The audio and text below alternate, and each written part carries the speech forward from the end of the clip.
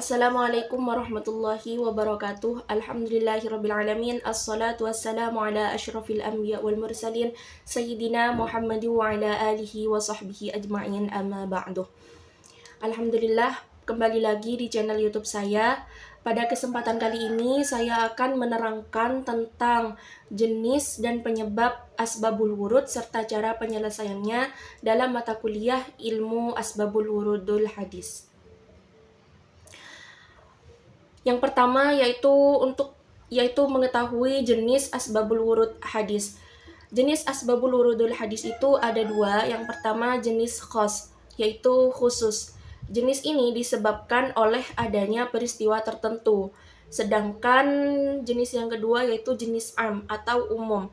Jenis ini tidak disebabkan oleh peristiwa apapun. Selanjutnya penyebab-penyebab adanya asbabul wurud hadis.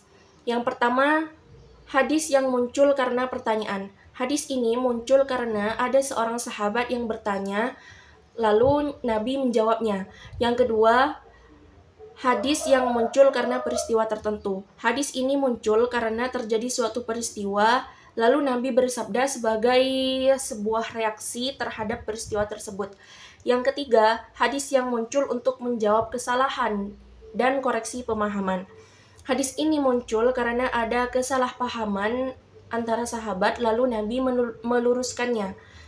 Yang keempat, hadis yang muncul karena adanya tradisi masyarakat jahiliyah.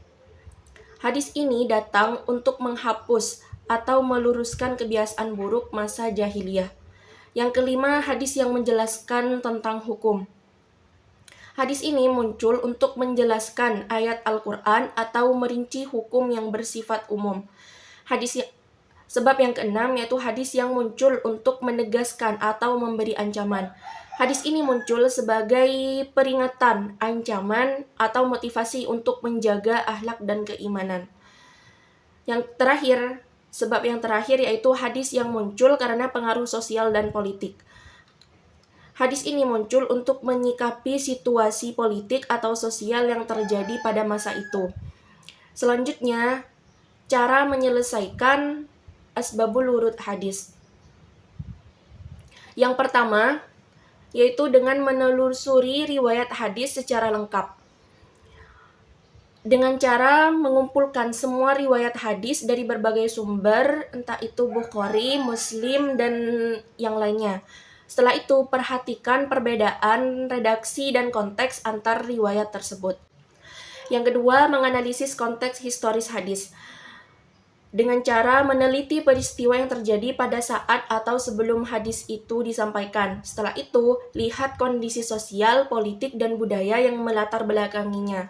Yang ketiga, menggunakan kitab khusus asbabul wurud, yaitu diantaranya ada beberapa ulama yang menulis kitab yang secara khusus membahas sebab-sebab munculnya hadis. Salah satunya yaitu Al-Luma fi asbabul wurudul hadis karya Imam As-Suyuti.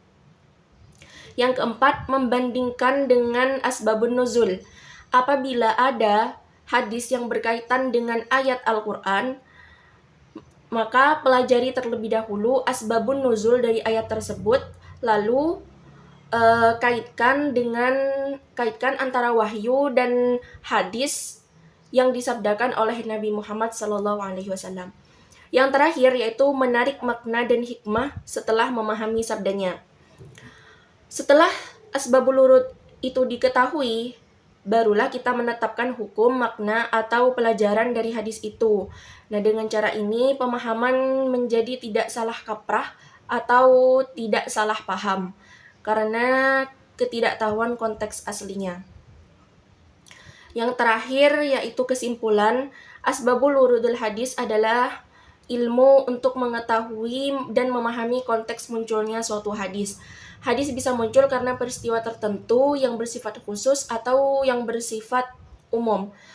Untuk mengetahui sebabnya dilakukan melalui penelusuran riwayat, analisis konteks, dan rujukan kitab asbabul wurud. Dengan memahaminya, kita dapat memahami makna hadis secara benar sesuai tujuan Rasulullah SAW. Ya, sekian presentasi atau penjelasan dari saya. Kurang lebihnya mohon maaf. Wabillahi taufiq wal hidayah. Wassalamualaikum warahmatullahi wabarakatuh.